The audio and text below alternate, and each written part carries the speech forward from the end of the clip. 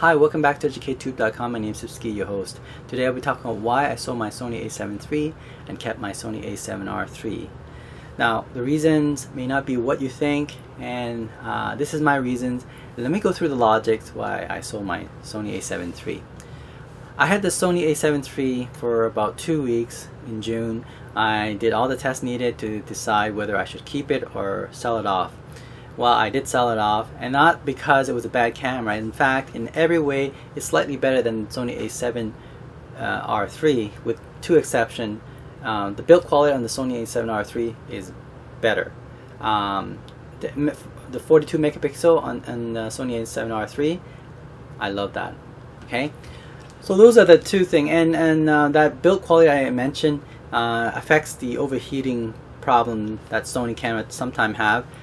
For example, if you check my video below, I comment on that Sony a7 III with some camera, don't know whether it's all the camera, after recording more than 90 minutes of 4K and at a temperature around 80-90 degrees, it will overheat. Whereas the Sony a7r3, I have not seen any report that it actually shut down. Okay, so in that case, Sony a7r3 is better built. It is able to resist overheating better than a7 III.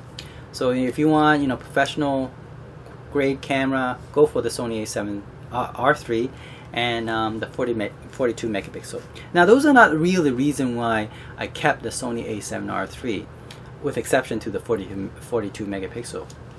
The main reason, of course, if I kept my Sony a7 III and then sold off my Sony a7r3, I would actually lose money. Okay, I bought this camera in May, and if I sell in August, for example, even though it's been 3-4 months later, this thing still have warranty on it, I will not make my money back. Even I bought it for around $4,000, I won't be able to sell it for more than $3,500. So I will lose at least $500 of what this camera is worth. And the thing is, yes, you can argue that I had used it for already 3-4 months, so $500 is nothing, right? But to me, if it's a good camera, it should hold its value. So, and I had to look back and say, why did I get this camera in the first place? Well, it was because of its 10 frames per second, 42 megapixel. It can do 4K. 30 frames per second, it can do 1080p, 120 frames per second, and so on and so on. It was the amazing camera. It's perfect in every way. Even at low light quality video, this camera is amazing as well, up to 32,000 ISO. The a7 III can do even better, about 1.5 stop better, but that would not be a reason why I would sell off, lose $550, and kept the a7 III. So after those tests that I did, I decided they're about the same, in every way, except the Sony a7 III doesn't have the 42 megapixel, it only have 24, which is okay for most people. But for me, I want the best of the best. If I want to keep, we're going to spend thousands of dollars, I might as well get the best one. So the Sony a7r3, for my what I do anyway, this is the ultimate photography and a bit of videography as well. So this camera is worthwhile keeping. Otherwise, if I sell it, I'll lose $500 or more. Okay, so I sold my a7 III, got every single penny back. In fact, I sold it for $2,600, just the body alone. I bought it with a kit lens, and I kept the kit lens. And that kit lens, I sold it for $26.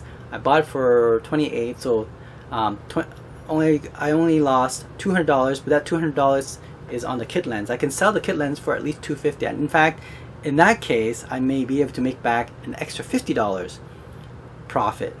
Okay, so that's the reason I was able to have the camera for free for 2 weeks, and got all my money back. And in fact, if I sell the kit lens, I might be able to get back another extra $50 in my pocket. So that's the main reason. Now let me talk also about which camera that I have now that I end up settled down with, and it will be the only cameras from Sony that I will be using for all my videos. Right now I'm filming with the Sony a7r3. It is an amazing camera. For the value and the price and everything, you can buy used for under $2,500. You can check the spec, you know, on Sony camera on other websites, but the spec is amazing. It's at it can do 1080p 240 frames per second, and if you hook up to the Ultimo Shogun Inferno, it can do 4K 120 frames per second for second burst mode, or 60 frames per second 4K continuous. Or you can also do 1080p 240 frames per second continuous. So as long as you have the Ultimo Shogun Inferno. So this camera that I'm filming right now is just amazing. You can get it for under $2,500. So that's what I'm keeping right now. Hooking up with my, I actually have a Shogun 4K monitor. You know, these two come perfectly hand in hand. They work together perfectly hand in hand. Love it. I also use the Sony a7r3 hook up to my Epiphan Webcaster X2. They go also hand in hand as well. So in terms of studio camera, the Sony a7r3 is the best.